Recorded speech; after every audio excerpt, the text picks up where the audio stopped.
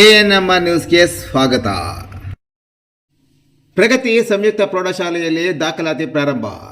ಚಿಂತಾಮಣಿ ನಗರದ ಎಂಜೆ ರಸ್ತೆಯ ಆದರ್ಶ ಚಿತ್ರಮಂದಿರದ ಹಿಂಭಾಗದಲ್ಲಿರುವ ಪ್ರಗತಿ ಸಂಯುಕ್ತ ಪ್ರೌಢಶಾಲೆಯಲ್ಲಿ 2026-27ನೇ ಸಾಲಿನ ಪ್ರೀಸ್ಕೂಲ್, LKG, UKG 1ನೇ ತರಗತಿಯಿಂದ 9ನೇ ತರಗತಿವರೆಗೂ ದಾಖಲಾತಿಗಳು ಪ್ರಾರಂಭವಾಗಿವೆ.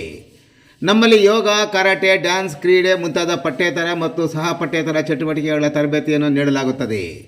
ನಮ್ಮಲ್ಲಿ free school lab, advance computer lab, digital class room, advance science lab ಜೊತೆಗೆ ಪ್ರತಿದಿನ ಮಗುವಿನ ಶೈಕ್ಷಣಿಕ ಅಭಿವೃದ್ಧಿಗೆ ವಿಶೇಷವಾದ ಗಮನವನ್ನು ನೀಡಲಾಗುವುದು. ಮಕ್ಕಳಿಗೆ ಸುರಕ್ಷಿತ ವಾಹನ ಸೌಲಭ್ಯವನ್ನು ಸಹ ಒದಗಿಸಲಾಗುವುದು. ಒಮ್ಮೆ ಭೇಟಿ ಕೊಡಿ. ಪ್ರಗತಿ ಸಂಯುಕ್ತ ಪ್ರೌಢಶಾಲೆ, ಎಂಜೆ ರಸ್ತೆ, ಚಿಂತಾಮಣಿ. ಹೆಚ್ಚಿನ ವಿವರಗಳಿಗೆ 8772776567 ಮತ್ತು 9164976866 ಮೊಬೈಲ್ ಸಂಖ್ಯೆಗೆ ಸಂಪರ್ಕಿಸುವುದು.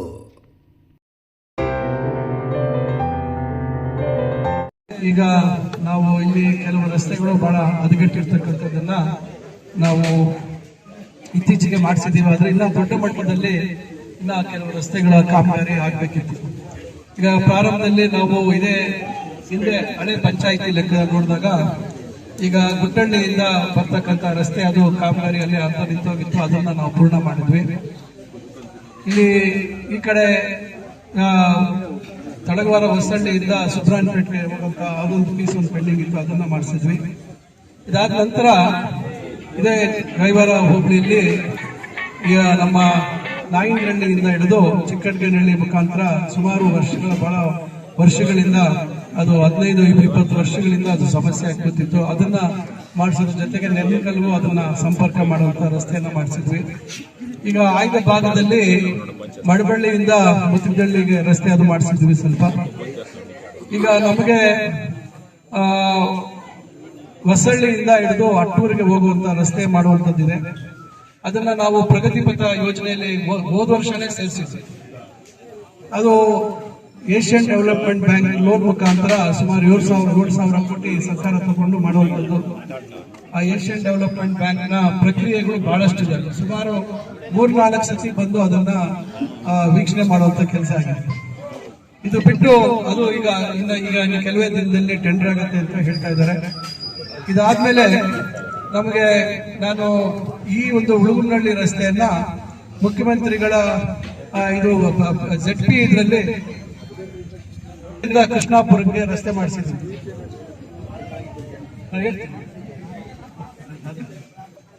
ಮುತ್ತಿನಹಳ್ಳಿಯಿಂದ ಕೃಷ್ಣಾಪುರ ಕಡೆ ಹೋಗುವಂತ ರಸ್ತೆಯನ್ನು ಬಹಳ ಹದಗೆಟ್ಟಿತ್ತು, ಅದು ಮಾಡಿಸಿದ್ವಿ. ಈಗ ಇದು ಜಿಲ್ಲಾ ಪಂಚಾಯಿತಿ ಗ್ರಾಂಟ್ ಅಲ್ಲಿ 10 ಕೋಟಿ ರೂಪಾಯಿ ಕೊಟ್ಟಿದ್ರು. ಅದರಲ್ಲಿ ನಾವು ಇದು ಬೇಗ ಆದ್ಯತೆ ಮೇಲೆ ಮಾಡಬೇಕು ಅಂತ ಹೇಳಿ ಇದಕ್ಕೆ ನಾವು ಇಂಜಿನಿಯರ್ ಕಳಿಸಿದ್ದೆ. ಆದ್ರೆ ನನಗೆ ಯಾಕೋ ಈ ವಿಚಾರದಲ್ಲಿ ಸಮಾಧಾನ ಇಲ್ಲ. ಇಂಜಿನಿಯರ್ ಯಾಕಂದ್ರೆ ನಾವು ಸಂಪೂರ್ಣವಾಗಿ ಅವರ ಮೇಲೆ ನಂಬಿಕೆ ಇಟ್ಟು ಅಲ್ಲಿ ಸ್ಥಳೀಯವಾಗಿ ನಮ್ಮ ಮುಖಂಡರನ್ನ ಮಾತಾಡಿ ಎಸ್ಟಿಮೇಟ್ ಮಾಡಿ ಅಂತ ಹೇಳ್ತೀವಿ. ನಾನು ಇವರು 56 ಲಕ್ಷಕ್ಕೆ ಎಸ್ಟಿಮೇಟ್ ಮಾಡಿದಾಗೆ ನಾನು ಒತ್ತಿ ಕೇಳಿದೆ, ಏನಪ್ಪ ಆಗತ್ತಾ ಇದು 56 ಲಕ್ಷಕ್ಕೆ ಆಗತ್ತಾ ಅಂತ ನಾನು ಒತ್ತಿ ಕೇಳಿದೆ. ಇಲ್ಲ ಸರ್ ಆಗತ್ತೆ, ನಾನು ಮಾಡಿದ್ದೀನಿ ಅಂತ. ಆದ್ರೆ ಇಲ್ಲಿ ನೋಡಿದಾಗ ಮುಖಂಡರು ಇರ್ತಕ್ಕಂಥದ್ದು ನೋಡಿದ್ರೆ ಇದು ಅರ್ಧಕ್ಕರ್ಧ ಕಮ್ಮಿ ಮಾಡಿದ್ದಾರೆ. ಈಗ ನಾನು ಮತ್ತೆ ಗಲಾಟೆ ಮಾಡಿ ಈಗ ಇದು ಹೇಳಿದಾಗ ಈಗ ನನಗೆ ತಂದ್ಕೊಟ್ಟಿದ್ದಾರೆ ಇನ್ನ 48 ಲಕ್ಷ ರೂಪಾಯಿ ಬೇಕು ಈಗೇನು ಅಂತ. ಅವೆಲ್ಲ ಕೆಲವು ಹೆಚ್ಚುವರಿಯಾಗಿ ತಾವು ಹೇಳಿದ್ದೀರಾ, ಏನು ಇಲ್ಲಿ ಸಿಮೆಂಟ್ ಡ್ರೈನ್ ಬೇಕು ಮತ್ತು ಇಲ್ಲಿ ತಗ್ಗು ಪ್ರದೇಶದಲ್ಲಿ ಮೇಲೆ ಎತ್ತಬೇಕಾದಂತಹ ವಿಚಾರ ಹೇಳಿದ್ದೀರಾ. ಮತ್ತೆ ಅಲ್ಲಿ ಸಿಮೆಂಟ್ ಕಾಂಕ್ರೀಟ್ ಮಾಡುವಂಥದ್ದು ಮತ್ತು ಒಂದು ಕಲ್ವರ್ಟ್ ಮಾಡುವಂಥದ್ದು ಇವೆಲ್ಲ ಮಾಡುವಂತ ಜೊತೆಗೆ ಅಲ್ಲಿ ಕೈವಾರದ ಕೆರೆ ಭಾಗದಲ್ಲಿ ಬ್ಯಾರಿಕೇಡ್ ಮಾಡಬೇಕು, ಏನು ಗಾರ್ಡ್ ಮಾಡಿ ಕ್ರಾಶ್ ಬ್ಯಾರಿಯರ್ ಮಾಡಬೇಕು ಅಂತ ಹೇಳಿದ್ದಾರೆ. ಅದು ಬರೀ ಕಲ್ಲು ಹಾಕಿದ್ರೆ ಕಮ್ಮಿ ಆಗುತ್ತೆ, 5 ಲಕ್ಷ ಆಗುತ್ತೆ. ಆದ್ರೆ ಅಲ್ಯೂಮಿನಿಯಂ ಕ್ರಾಶ್ ಬ್ಯಾರಿಯರ್ ಹಾಕಿದ್ರೆ 15 ಲಕ್ಷ ಎಷ್ಟಾಗುತ್ತೆ ಅಂತ ಬಂದಿದ್ದಾರೆ. ನಾನು ಅಲ್ಯೂಮಿನಿಯಂದೇ ಮಾಡಿಸೋಣ ಅಂತ ಹೇಳ್ತಾ ಇದ್ದೀನಿ. ನಾನು ಅದಕ್ಕೆ ಈಗ ಮತ್ತೆ ಈ ವರ್ಷ ಮುಖ್ಯಮಂತ್ರಿಗಳ ವಿಶೇಷ ಅನುದಾನ ಸ್ವಲ್ಪ ಕೊಡ್ತೀವಿ ಅಂತ ಹೇಳಿದ್ದಾರೆ. ಅದರಲ್ಲಿ ಸೇರಿಸೋರು ಗಮನದಲ್ಲಿ ಇಟ್ಕೊಂಡು ಕೆಲಸ ಅವರು ಗುತ್ತಿಗೆದಾರರಿಗೆ ಈಗ ಒಂದೇ ಸತಿ ಕೆಲಸ ಮಾಡ್ಬಿಡಿ ಅಂತ ಹೇಳ್ತಾ ಇದ್ದೀನಿ. ಯಾಕಂದ್ರೆ ಸ್ವಲ್ಪ ಟೆಂಡರ್ ಅದೇದು ಮತ್ತೆ ನಾನೀಗ ಹಣ ಕೊಡೋದು ಇವೆಲ್ಲ ಸ್ವಲ್ಪ ಲೇಟ್ ಆಗ್ಬೋದು. ಆದ್ರೆ ಒಂದೇ ಸತಿ ಮತ್ತೆ ಅದನ್ನ ಪೆಂಡಿಂಗ್ ಇಟ್ರೆ ಮತ್ತೆ ಮಳೆಗಾಲದಲ್ಲಿ ಮತ್ತು ಮಾಡುವಂತ ಕೆಲಸ ಪೂರ್ಣ ಮಾಡಲಿಲ್ಲ ಅಂದ್ರೆ ಮತ್ತೆ ಅರ್ಧಂಬರ್ಧ ಆಗಿ ಮತ್ತೆ ಅದು ಹಾಳಾಗುವಂತ ಕೆಲಸ ಆಗುತ್ತೆ. ಅದರಿಂದ ಈಗ ತಮ್ಮೆಲ್ಲರ ಗ್ರಾಮಸ್ಥರ ಒತ್ತಾಯದಕ್ಕೆ ನಾನು ಈಗ ಅವರಿಗೆ ಗುತ್ತಿಗೆದಾರರಿಗೆ ವಿನಂತಿ ಮಾಡಿದ್ದೇನೆ. ಆಮೇಲೆ ಹಣ ಕೊಟ್ಟ ಮೇಲೆ ಟೆಂಡರ್ ಪ್ರಕ್ರಿಯೆ ಮತ್ತೊಂದು ಮಾಡಿಕೊಂಡು ಅದನ್ನ ಸರಬರಾಜು ಮಾಡ್ಬೇಕು. ಯಾಕಂದ್ರೆ ನಾವು ಇದಿಲ್ಲ ಅದನ್ನ ಅದು ಇಲ್ಲಾಂದ್ರೆ ಅದನ್ನ ಬೇರೆ ಅದಕ್ಕೆ ಕೊಟ್ಬಿಡ್ತೀನಿ. ನಾನೆಲ್ಲ ನಿರ್ಮಿತಿ ಕೇಂದ್ರ ಅಥವಾ KRAD ಮುಖಾಂತರ ಮಾಡಿಸೋಣ, ಒಟ್ಟಿನಲ್ಲಿ ಅವ್ರ ಕೇಂದ್ರ ಮಾಡಿಸ್ಬೇಡ. ಅದು ಹೆಂಗ್ ಮಾಡ್ಬೋದು ಅಂತ ನೋಡಿ, ಮತ್ತೆ ಯಾಕಂದ್ರೆ ಅವ್ರ ಪೇಮೆಂಟ್ ತೊಂದರೆ ಆಗ್ಬೋದು. ಅದರಿಂದ ಅದನ್ನು ಸೇರಿಸ್ಕೊಂಡು ಮಾಡುವಂಥದ್ದು ಮಾಡೋಣ. ಅದರಿಂದ ಇನ್ನು ಇದು ಬಿಟ್ಟು ನಾವು ಬೀರ್ಜನಹಳ್ಳಿಯಿಂದ ಅಕ್ಕಿಮಂಗಲಕ್ಕೆ ಹೋಗುವಂತದ್ದನ್ನ ಮುಖ್ಯಮಂತ್ರಿಗಳ ವಿಶೇಷ ಅನುದಾನದಲ್ಲಿ ಟೆಂಡರ್ ಆಗಿದೆ, ವರ್ಕ್ ಆರ್ಡರ್ ಆಗ್ತಾ ಇದೆ. ಸರಿ, ಈಗ ಸದ್ಯದಲ್ಲಿ ಅಲ್ಲಿ ಪೂಜೆ ಮಾಡಬೇಕು. ಆಮೇಲೆ ಇದು ಯಾವುದು ಮಸ್ತೇನಹಳ್ಳಿಯಿಂದ ಹಿಡಿದು ಜಂಗಮಶಿಗಹಳ್ಳಿವರೆಗೂ ರಸ್ತೆ, ಅದು ಸುಮಾರು 5.5 ಮೀಟರ್ ಅಗಲ ಮಾಡಬೇಕು ಅಂತ ಹೇಳಿ ಸುಮಾರು 1,90,00,000 ಚಿಲ್ಲರೆ ಅದು ಟೆಂಡರ್ ಆಗಿದೆ. ಅದು ಸದ್ಯದಲ್ಲಿ ಪೂಜೆ ಮಾಡಬೇಕು. ಇದು ಬಿಟ್ಟು ನಾವು ಇನ್ನ ಮುಂದೆ ಈಗ ನಾನು ಇನ್ನೊಂದು ಈಗ ಮಂಜೂರು ಮಾಡಿಸಿದ್ದೀನಿ, ಕೈವಾರದಿಂದ ಹಿಡಿದು ಹುಣಸೇನಹಳ್ಳಿ ಗೇಟ್ವರೆಗೂ ಅದು ರಸ್ತೆ ದೊಡ್ಡದಾಗಿ ಮಾಡಬೇಕು. ಅದನ್ನ ಮಾಡುವಂತದ್ದಿದೆ. ಮತ್ತು ಕೆಜಿಪುರ ಸಂತೆಕಣ್ಣಹಳ್ಳಿ ಲಿಮಿಟ್ಸ್ ಅಲ್ಲಿ ಅದು ಸುಮಾರು 3 ಕಿಲೋಮೀಟರ್ 2.5 ಕಿಲೋಮೀಟರ್ ಅದು ಅಮೌಂಟ್ ಇದೆ. 2,20,00,000 ಗೊತ್ತಾಗಿದೆ ಟೆಂಡರ್ ಆಗಿರೋದು ಟೆಂಡರ್ ಅಮೌಂಟ್ ಮಾಡೋದ್ರ ಜೊತೆಗೆ ಈಗ ಇನ್ನೊಂದು ರೋಡ್ ಹಾಕ್ಸಿದ್ದೀನಿ. ಈಗ ಅದು ಕೂಡ ದೊಡ್ಡದಾಗಿ ಮಾಡ್ತೀವಿ. ಏನು ಈಗ ಕೈವಾರದಿಂದ ಇದಕ್ಕೆ ಹೋಗುವಂತ ರೋಡ್, ಎಲ್ಲಿಗೆ ಹುಣಸೇನಹಳ್ಳಿ ಕ್ರಾಸ್ ಹೋಗುವಂತ ರೋಡ್ ನಮ್ಮ ಲಿಮಿಟ್ ಅಂದ್ರೆ ನಮ್ಮ ತಾಲೂಕು ಪರಿಮಿತಿಯಲ್ಲಿ 7 ಮೀಟರ್ ಮಾಡ್ತೀವಿ ಅಗಲ. 7 ಮೀಟರ್ ಮಾಡಬೇಕು ಅಂತ ಹೇಳಿ ನಾವು ಇದು ಮಾಡಿದ್ದೀವಿ. ಅದು ಈಗ ಎಸ್ಟಿಮೇಟ್ ಈಗ ಅಪ್ರೂವ್ ಆಗಿದೆ, ನಮಗೆ ಗ್ರಾಂಟ್ ಅಪ್ರೂವ್ ಆಗಿದೆ. ಈಗ ಎಸ್ಟಿಮೇಟ್ ರೆಡಿ ಮಾಡ್ತಾರೆ, ಅದಕ್ಕೊಂದು ಏಜೆನ್ಸಿ ಮಾಡ್ತಾರೆ. ಅದೊಂದು ಏಜೆನ್ಸಿ ಮಾಡಿ ಆಮೇಲೆ ಅದನ್ನ ಟೆಂಡರ್ ಕರೀತಾರೆ. ಅದೊಂದು 4-5 ತಿಂಗಳಾಗುತ್ತೆ ಖಂಡಿತ. ಯಾಕಂದ್ರೆ ಏನ್ ಸರ್ ಹೇಳಿದ್ರೆ ಬೇಗ ಆಗಿಲ್ಲ ಅಂತ. ಯಾಕಂದ್ರೆ ಈಗ ಮಂಜೂರಾತಿ ಕೊಟ್ಟಿದ್ದಾರೆ ನಮ್ಗೆ ಸುಮಾರು 40 ಕೋಟಿ ರೂಪಾಯಿ ನಮ್ಗೆ SHDP ನಮ್ಗೆ ಅನುದಾನ ಮಂಜೂರು ಮಾಡಿದ್ದಾರೆ. ಆ ಕಡೆ ಬಹಳಷ್ಟು ರಸ್ತೆಗಳು ತೆಗೆದುಕೊಂಡಿದ್ದೀವಿ. ಆದ್ರೆ ಸಮಸ್ಯೆ ನಮ್ಗೆ ಏನಾಗಿದೆ ನೋಡಿ, ಇವತ್ತು ಟೌನ್ ಅಲ್ಲಿ ಎಲ್ಲ ಕಡೆ ರಸ್ತೆಗಳು ಮಂಜೂರು ಮಾಡಿಸಿದ್ವಿ. ಈಗೇನು ಯುದ್ಧ ನಡೀತಾ ಇದೆ, ಇರಾನ್ ಮತ್ತು ಏನು ಇಸ್ರೇಲ್ ಅಮೆರಿಕ ನಡುವೆ ಏನು ದೊಡ್ಡ ಯುದ್ಧ ಇವತ್ತು ಸುಮಾರು 2-3 ತಿಂಗಳಿಂದ ನಡೀತಾ ಇದೆ. ಅದರಿಂದ ಇವತ್ತು ಏನಾಗಿದೆ, ಈ ಬೆಲೆಗಳು ಜಾಸ್ತಿ ಆಗಿದೆ. ಈಗ ಏನು ನಮಗೆ ಇದೆಲ್ಲ ಪೆಟ್ರೋಲಿಯಂ ಏನು ನಮ್ಮ ತೈಲದ ಒಂದು ಕಡೆ ಒಂದು ಅಂಶ ಇದೆ. ಕಾರ್ ಇದೆಯಲ್ಲ, ವಿಟಮಿನ್ ಇದೆಯಲ್ಲ, ಇದು ಎಲ್ಲ ಪೆಟ್ರೋಲು ಡೀಸೆಲ್ ಇವೆಲ್ಲ ಆಗಿ ಇನ್ನ ಬೇರೆ ಬೇರೆ ಎಲ್ಲ ಎಳೆದ ಮೇಲೆ ಉಳಿಯುವಂಥದ್ದೇ, ಗಟ್ಟಿಯಾಗಿ ಉಳಿಯುವಂಥ ಪದಾರ್ಥನೇ ವಿಟಮಿನ್. ಈಗ ಅದರ ಬೆಲೆ 46,000 ಇದ್ದಿದ್ದು ಸುಮಾರು 96,000ಕ್ಕಿಂತ ಹೆಚ್ಚು 96,000 ಮುಟ್ಟುವಂತ ಪರಿಸ್ಥಿತಿ ಆಗಿದೆ. ಈಗ ಮೊನ್ನೆ ಒಂದು 20,000 ಕಮ್ಮಿ ಆಗಿದೆ. ಆದ್ರೆ ಇನ್ನ ಕಮ್ಮಿ ಆಗ್ಬೋದು ಅಂತ ನಿರೀಕ್ಷೆ ಮಾಡ್ಕೊಂಡ್ರೆ ಒಂದಕ್ಕೆ ಡಬಲ್ ಆಗಿದೆ. ಈಗ ಇವರೆಲ್ಲ ಟೆಂಡರ್ ಹಿಂದೆ ತಗೊಂಡಿದ್ದಾರೆ. ಈಗ ಯಾರು ಗುತ್ತಿಗೆದಾರ ತಗೊಂಡಿದ್ದಾರೆ ಅವರೆಲ್ಲ ಇವತ್ತು ದೊಡ್ಡ ಪ್ರಮಾಣದಲ್ಲಿ ಅರ್ಧಕ್ಕರ್ಧ ನಷ್ಟ ಆಗ್ತಾ ಇದೆ. ಆ ಕಾರಣಕ್ಕಾಗಿ ಸ್ವಲ್ಪ ತಡ ಆಗ್ತಾ ಇದೆ. ನಾವು ಸ್ವಲ್ಪ ತಡ ಆದ್ರೂ ಪರವಾಗಿಲ್ಲ, ಯಾಕಂದ್ರೆ ನಾವು ಸುಮ್ಮನೆ ಅವ್ರ ಮೇಲೆ ಒತ್ತಡ ಹಾಕಿ ಮಾಡಿ ಅಂತ ಹೇಳಿ ಸರ್ಕಾರ ಕೂಡ ಹೆಚ್ಚು ಅನುದಾನ ಕೊಡುವಂತದ್ದು ಸಾಧ್ಯ ಆಗಲ್ಲ. ಕೆಲವು ಸ್ಕೀಮಲ್ಲಿ ಕೊಡಕ್ ಆಗಲ್ಲ, ಅದು ಫಿಕ್ಸ್ಡ್ ಅಮೌಂಟ್. ಹೆಚ್ಚುವರಿ ಆದ್ರೆ ಒಪ್ಪಲ್ಲ. ಅವ್ರು ಹೇಳ್ತಾರೆ ಉದ್ದ ಕಮ್ಮಿ ಮಾಡಿ ಅಂತ. ನಾವು ಉದ್ದ ಕಮ್ಮಿ ಮಾಡಿದ್ರೆ ಜನರ ಹತ್ರ ಬಯಸ್ಕೋಬೇಕು. ಇವೆಲ್ಲ ಸಮಸ್ಯೆ ಬರ್ತದೆ. ಅದರಿಂದ ಸ್ವಲ್ಪ ಟಾರ್ ಹಾಕುವಂತದ್ರಲ್ಲಿ ಸ್ವಲ್ಪ ಹಿಂದೆ ಮುಂದೆ ನೋಡಿ ಮಾಡುವಂತದ್ದು ಮಾಡ್ತಾ ಇದೀವಿ. ಅದರಿಂದ ಈ ಒಂದು ಯುದ್ಧದ ಪರಿಣಾಮ ಇವತ್ತು ಏನೆಲ್ಲ ಆಗ್ಬೋದು ಅನ್ನೋದಕ್ಕೂ ತಮ್ಮ ಗಮನಕ್ಕೆ ತರ್ತಾ ಇದೀವಿ.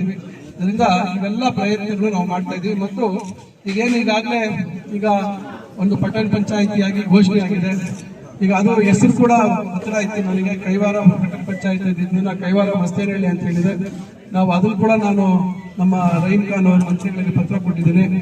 ಈ ಸೆನ್ಸಸ್ ಕಾರ್ಯದ ಮೇಲೆ ಏನಾಗಿದೆ, ಇಲಾಖೆಗಳಲ್ಲಿ ನಮ್ಮ ಇಲಾಖೆ ಎಲ್ಲ ಇಲಾಖೆಗಳಲ್ಲಿ ಅಧಿಕಾರಿಗಳಿಲ್ಲ. ಇವತ್ತು ಎಲ್ಲ ಆಫೀಸ್ಗಳಲ್ಲಿ ಎಲ್ಲ ಕಡೆ ಸೆನ್ಸಸ್ ಕೆಲಸದ ಮೇಲೆ ಕೇಂದ್ರ ಸರ್ಕಾರದ ಒಂದು ನಿಮಿಷ ಶುದ್ಧೀಕರಣ ಮಾಡ್ತಕ್ಕಂಥ ಏನು ಸಿವೇಜ್ STPಗಳಿದ್ದಾವೆ ಬೆಂಗಳೂರಿನಲ್ಲಿ ನವೀಕರಣ ಮಾಡ್ತಾ ಇದ್ದಾರೆ.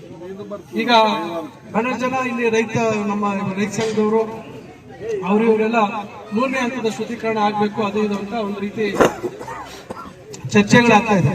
ಇದು ನೋಡಿ, ಈಗ ನಾನು ಪದೇ ಹೇಳ್ತಾ ಇದ್ದೀನಿ, ನಾವು ಮುಖ್ಯಮಂತ್ರಿಗಳ ಸಮ್ಮುಖದಲ್ಲಿ ಹೇಳಿದೆ, ಇದು ಬರೀ ಅಂತರ್ಜಲ ವೃದ್ಧಿ ಮಾಡೋಕ್ಕಷ್ಟೇ. ಇದು ನೇರವಾಗಿ ಯಾರೋ ಗೋವುಗಳು ಕುಡಿಯುವಂಥದ್ದಾಗ್ಬೋದು, ಯಾರೇ ಮನುಷ್ಯರು ಸೇವನೆ ಮಾಡುವಂಥದ್ದಕ್ಕೆ ಮತ್ತೊಂದಕ್ಕಲ್ಲ.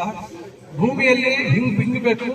ಭೂಮಿಯಲ್ಲಿ ಹಿಂಗಿದ ಮೇಲೆ ಅದು ಭೂಮಿಯ ಪದರಗಳಲ್ಲಿ ಅದು ಅಕಸ್ಮಾತ್ ಇನ್ನೇನಾದ್ರೂ ಉಳಿದಿದ್ರೆ ಅದರಲ್ಲಿ ಬೇರೆ ಅಂಶಗಳು ಅದೆಲ್ಲ ಭೂಮಿಯಲ್ಲಿ ಉಳ್ಕೊಳ್ತದೆ. ಆಮೇಲೆ ಬೇರೆ ಕಡೆ ನಮ್ಮ ಬೋರ್ವೆಲ್ ಅಲ್ಲಿ ಇಲ್ಲಿ ದೂರ ಬೇರೆ ಕಡೆ ರೀಚಾರ್ಜ್ ಆಗುತ್ತೆ ಅಂತಿರೋ. ಆದ್ರೆ ಕೆಲವರು ಏನ್ ಅನ್ಕೊಂಡ್ಬಿಟ್ಟಿದ್ದಾರೆ, ಅಲ್ಲಿ ಹೋಗ್ಬಿಟ್ಟು ಬಾಟ್ಲಲ್ಲಿ ನೀರು ತಗೊಂಡು ಕುಡೀರಿ, ಅವ್ರು ಕುಡೀರಿ, ಇವ್ರು ಕುಡೀರಿ, ಮಂತ್ರಿಗಳು ಬಂದು ಕುಡೀರಿ ಅಂತ ಹೇಳ್ತಾರೆ. ಯಾರು ಹೇಳಿದವ್ರು ಕುಡಿಯಕ್ಕೆ ಅಂತ? ಈಗ ನಾವು ಬಹಳ ಸ್ಪಷ್ಟವಾಗಿ ಹೇಳ್ತಾ ಇದ್ದೀವಿ, ಚಿಕ್ಕಬಳ್ಳಾಪುರದ ನಗರದ ತ್ಯಾಜ್ಯ ಅಂದ್ರೆ ಒಳಚರಂಡಿ ನೀರು ಅದು ಒಳಗೆ ಬರ್ತಾ ಇದೆ, ಅಲ್ಲಿ ಕಟ್ತಾ ಇದೆ ನೀರು ಅಂತ ಹೇಳಿದ್ರೆ ಅದನ್ನ ಕೇಳೋದೇ ಇಲ್ಲ. ಚಿಕ್ಕಬಳ್ಳಾಪುರದ ಚರಂಡಿ ನೀರು ಅಲ್ಲಿ ಬಂದು ಸೇರೋದು ಹೇಳೋದೇ ಇಲ್ಲ. ಈಗ ನಮ್ಮ ಚಿಂತಾಮಣಿಯಲ್ಲೇ ತಗೊಳ್ಳಿ, ನಾವು ನೆಕ್ಕುಂದಿ ಕೆರೆನ ಕುಡಿಯೋ ನೀರಿಗೆ ಅಂತ ನಾನು ಮಾಡಿಸಿದ್ದೆ. ಅವಾಗ ನಾವು ಸೋತ ಮೇಲೆ ಅದನ್ನೆಲ್ಲ ಒಡೆದಾಕ್ಬಿಟ್ಟು ಆ ಚರಂಡಿ ನೀರೆಲ್ಲ ಒಳಗೆ ಬಿಟ್ಬಿಟ್ಟು ಮೀನುಗಳು ಬಿಟ್ಕೊಂಡು ವ್ಯವಹಾರ ಮಾಡ್ತೀನಿ. ನಾನು ಮತ್ತೆ ಗೆದ್ದ ಮೇಲೆ ನೋಡಿ ಅದು ಒಳ್ಳೆ ಇದ್ರ ತರ ಇತ್ತು, ಒಂದು ಕ್ರಿಕೆಟ್ ಗ್ರೌಂಡ್ ತರ ಹಸ್ತರ ಕಾಣ್ತಾ ಇತ್ತು. ಮತ್ತೆ ಅದನ್ನೆಲ್ಲ ನಾವು ಪತ್ತೆ ಮಾಡಿಸಿ ಎಲ್ಲ ಫೋಟೋ ಇದ್ದಾವೆ ಹತ್ರ, ವಿಡಿಯೋ ಇದ್ದಾವೆ. ಸುಮ್ಮನೆ ಯಾರ ಮೇಲೆ ಅಪಾಪನೆ ಮಾಡಬೇಕು, ಯಾರ ಮೇಲೆ ದೂಷಣೆ ಮಾಡಬೇಕು ಅಂತ ನಾನು ಹೇಳೋದು. ಅದನ್ನೆಲ್ಲ ನಿಲ್ಸಿದ ಮೇಲೆ ಎಲ್ಲ ಒಣಗೋಯ್ತು. ಈಗ ಇವತ್ತು ನೋಡಿ ಅಲ್ಲಿ ಇನ್ಸ್ಪೆಕ್ಷನ್ ಹೋಗ್ತಾ ಇದ್ದೀನಿ, 84 ಕೋಟಿ ರೂಪಾಯಿ ಮಂಜೂರು ಮಾಡಿಸಿ ಹೊಸ ಕೆರೆನ ನಿರ್ಮಾಣ ಮಾಡ್ತಾ ಇದ್ದೀನಿ. ಕೆಲಸ ನಡೀತಾ ಇದೆ, ಸರ್ವೆ ಎಲ್ಲ ಆಯ್ತು ಎಲ್ಲ. ಹಿಂದೆನೆ ನಾನು ಅದಕ್ಕೆ 4 ಕೋಟಿ ರೂಪಾಯಿ ದುಡ್ಡು ಹಾಕ್ಸಿದ್ದೆ, 2 ಕೋಟಿ ಹೂಳ್ ತೆಗ್ಸಿದ್ದೆ ಅವಾಗ 2005-6 20 ವರ್ಷಗಳಿಂದಾನೆ. ಅದೆಲ್ಲ ಹೋಯ್ತು. ಈಗೆಲ್ಲ ಈಗ ಕೆರೆನೇ ದೊಡ್ಡದಾಗಿ ಮಾಡ್ತಾ ಇದ್ವಿ. ನಾಳೆ ಏನೋ ಎತ್ತಿನ ಹೊಳೆ ನೀರು ಬರುತ್ತೆ ಅನ್ನೋ ಉದ್ದೇಶದಿಂದ ನಾವು ಅಲ್ಲಿ ಭಕ್ತಳ್ಳಿ ಅರಸಿನ ಕೆರೆ ಹತ್ರ ಅಲ್ಲೊಂದು ಕೆರೆ ಮಾಡ್ತೀವಿ. ಅದು ಕೂಡ ಅದು ಕೆಲಸ ಶುರು ಮಾಡ್ಬೇಕು. ಸದ್ಯದಲ್ಲಿ ಅದು ಕೆಲಸ ಶುರು ಮಾಡ್ತೀವಿ, ಅಲ್ಲಿ ಇನ್ನೊಂದು ಹೊಸ ಕೆರೆ. ಇವೆಲ್ಲ ನಾವು ಮಾಡ್ತಾ ಇದ್ದೀವಿ. ಒಳಚರಂಡಿ ನೀರು ಒಳಗೆ ಬಂದ್ರೆ ಯಾರು ಅದು ಶುದ್ಧವಾಗಿರುತ್ತೆ ಅಂತ ಹೇಳಲಿಕ್ಕೆ ಸಾಧ್ಯ ಇದೆ? ಈಗ ನಮ್ಗೆ ಬೆಂಗಳೂರು ಏನೋ ಒಳಚರಂಡಿ ಬೋರ್ಡ್ನವ್ರು ಏನ್ ಹೇಳಿದ್ರು, ಈಗೇನು ಹೊಸದಾಗಿ ಏನು ಅವರು ಟ್ರೀಟ್ಮೆಂಟ್ ಪ್ಲಾಂಟ್ ಮಾಡ್ತಾ ಇದ್ದಾರೆ ಸರ್, ಅದು 3ನೇ ಹಂತದ ಶುದ್ಧೀಕರಣ ಮಟ್ಟಕ್ಕೆ ಇಲ್ಲಿ ಅಷ್ಟು ಗುಣಮಟ್ಟದ ಒಂದು ಒಳಚರಂಡಿ ಟ್ರೀಟ್ಮೆಂಟ್ ಪ್ಲಾಂಟ್ ಅನ್ನು ನಾವು ಮಾಡ್ತಾ ಇದೀವಿ ಅಂತ ಹೇಳಿದ್ರು. ಅದನ್ನ ನಾನು ಮೊನ್ನೆ ಅಲ್ಲೆಲ್ಲೋ ಭಾಷಣದಲ್ಲಿ ಹೇಳಿದೆ, ಈ ತರ ಆ ಮಟ್ಟಕ್ಕೆ ಆಗ್ತದೆ. ಈಗ ಸಚಿವರು ಒಪ್ಕೊಂಡ್ಬಿಟ್ಟು ಏನ್ ಒಪ್ಪಿದ್ದೇನಿಲ್ಲ. ಇವತ್ತು ಕೂಡ 2ನೇ ಹಂತದ ಟ್ರೀಟ್ಮೆಂಟ್ ಏನು ಅವತ್ತು ಸರ್ಕಾರ ತೀರ್ಮಾನ ಮಾಡಿತ್ತು, ಇವತ್ತು ಕೆರೆಯಲ್ಲಿ ನೀರು ತುಂಬಿಸುವಂತದಕ್ಕೆ ಅದೇ ಸಾಕು. ಆದ್ರೂ ಇವತ್ತು ಹೊಸ ತಂತ್ರಜ್ಞಾನ ಬಂದಿರೋದ್ರಿಂದ, ಹೊಸ ಟ್ರೀಟ್ಮೆಂಟ್ ಪ್ಲಾಂಟ್ ಆಗ್ತಾ ಇರೋದ್ರಿಂದ ಅದು ಈ ಮಟ್ಟಕ್ಕಿದೆ ಅಂತ ನಾವು ಹೇಳಿದೀವಿ. ನಾವೇನು ಅವ್ರು ಹೇಳಿದ್ ಸರಿಯಲ್ಲ. ಇವತ್ತು ನಾವು ಇಂಡಿಯನ್ ಇನ್ಸ್ಟಿಟ್ಯೂಟ್ ಆಫ್ ಸೈನ್ಸ್ ಸಂಬಂಧಪಟ್ಟಂತ ಅಲ್ಲಿ ಏನು ಎಕ್ಸ್ಪರ್ಟ್ಸ್ ಇದ್ದಾರೆ, ತಜ್ಞರಿದ್ದಾರೆ. ಅವರು ನಿರಂತರವಾಗಿ ಇವತ್ತು ನ್ಯಾಷನಲ್ ಗ್ರೀನ್ ಟ್ರಿಬ್ಯುನಲ್ಗೆ ಅವರು ವರದಿ ಕೊಡಬೇಕು, ನೀರಿನ ಗುಣಮಟ್ಟದ ವರದಿ ಕೊಡಬೇಕು. ಪ್ರತಿ ದಿವಸ ಅವರು ವರದಿ ಕೊಡಬೇಕು. ಇವೆಲ್ಲ ಇದೆ. ಸುಮ್ಮನೆ ನಾವು ಯಾರಿಗೂ ನಾವೆಲ್ಲ ಏನು ಜನರಿಗೆ ವಿಷ ಕೊಡ್ಬೇಕು ಅಂತ ಯಾರು ಇಲ್ಲ ಇದೆ. ಸುಮ್ಮನೆ ಅವರು ಯಾರು ಅದೇನಾಯ್ತು ಇದೇನಾಯ್ತು ಅಂತ ಪಾಪ ಯಾರೋ ಕೆಲವರು ರಾಜಕೀಯವಾಗಿ ಪ್ರಭಾವ ಏನೋ ರೀತಿ ಪ್ರಚಲಿತ ಬರಬೇಕು ಅಂತ ಹೇಳೋರು ಕೆಲವು ವಿಚಾರಗಳನ್ನ ತಗೊಂಡು ಅವ್ರದೇ ಆದಂತಹ ರೀತಿಯಲ್ಲಿ ಅದನ್ನ ಬಿಂಬಿಸುವಂತದ್ದು ಮಾಡ್ತಾರೆ. ಅದಕ್ಕೆ ನಾವು ತಪ್ಪು ಅಂತ ಹೇಳೋದು, ಅದು ಅವ್ರು ಇಷ್ಟ ಅಲ್ಲ. ಆದ್ರೆ ಜನ ನಾನು ಹೇಳುವಂಥದ್ದು, ಜನಕ್ಕೆ ಹಾನಿ ಆಗ್ತಕ್ಕಂಥ ರೀತಿಯಲ್ಲಿ ಯಾವುದೇ ಸರ್ಕಾರ ಆಗ್ಬೋದು, ಯಾರು ಮಾಡಕ್ ಸಾಧ್ಯ ಇಲ್ಲ. ಯಾಕಂದ್ರೆ ಇವತ್ತು ಕೋರ್ಟ್ ಮತ್ತೊಂದು ಇವತ್ತು ಅದನ್ನ ಗಮನಿಸ್ತಾ ಇರ್ತಾರೆ.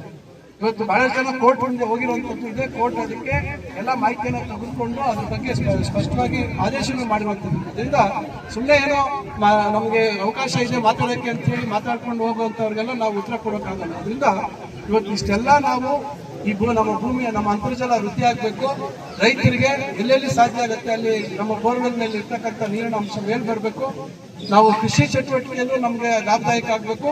ಜೊತೆಗೆ ನಮ್ಮ ಮಕ್ಕಳು ಓದಿರುವಂತವ್ರಿಗೆ ಉದ್ಯೋಗ ಅವಕಾಶಗಳು ಜಾಸ್ತಿ ಸಿಗುವಂತ ರೀತಿಯಲ್ಲಿ ಕೂಡ ನಾವು ನಮ್ಮ ಜವಾಬ್ದಾರಿಯನ್ನು ನಾವು ನಿಭಾಯಿಸಬೇಕಾಗುತ್ತೆ. ಇವೆಲ್ಲ ಅದು ಅಲ್ಲಿ ಯಾರು ರೈತರು ಯಾರು ಉಳ್ತಾ ಇದ್ರು ಅವ್ರಿಗೂ ಕೂರಿಸಿ ಅವ್ರಿಗೂ ಸಮಾಧಾನ ಆಗೋ ರೀತಿಯಲ್ಲಿ ಒಂದು ಮಾಡಿ ಅವ್ರಿಗೂ ಒಂದು ಪರಿಹಾರ, ಅವ್ರಿಗೂ ಭೂಮಿ ಸಿಗೋದು ಮಾಡಿ. ಈಗ ಈದ್ಗಾದ್ರು ಕೂಡ ಮೊನ್ನೆ ನಾವು ಮಂಜೂರು ಮಾಡಿಸಿದ್ದೀವಿ ಸರ್ಕಾರದಲ್ಲಿ. ಅದೊಂದು ಸ್ವಲ್ಪ ಆದೇಶದಲ್ಲಿ ಸ್ವಲ್ಪ ತಪ್ಪಿದ್ದರಿಂದ ಅದು ನಾವೇನು ಆದೇಶ ಇತ್ತು ಅದು ಸ್ವಲ್ಪ ಮಾರ್ಪಾಡು ಮಾಡುವಂತ ಕೆಲಸ ಆಗ್ತಾ ಇದೆ. ಅದು ಕೂಡ ನಾವೇನು ಬಹಳ ದಿನಗಳ ಬೇಡಿಕೆ ಏನಿತ್ತು, ಕೈವಾರದ ಅಲ್ಪಸಂಖ್ಯಾತರು ಎಲ್ಲರೂ ಬಹಳ ಬೇಡಿಕೆ ಇತ್ತು. ನನಗೆ ನೆನಪೈತಾಗ 2012-13ರಿಂದ ಅದು ಸಮಸ್ಯೆ ಇತ್ತು. ಈಗ ಅದನ್ನು ಕೂಡ ಒಂದೇ ಕಡೆ ಕೊಡುವಂಥದ್ದಕ್ಕೆ ನಾವು ಮಾಡಿದ್ದೀವಿ. ಮತ್ತು ಅಲ್ಲಿ ರೈತರ ಸಮಸ್ಯೆ ಕೂಡ ಅವ್ರದ್ದು ಬಗೆಹರಿಸುವಂತ ಒಂದು ಕೆಲಸವನ್ನು ನಾವು ಮಾಡಿದ್ದೀವಿ. ಈ ರೀತಿ ಹಲವಾರು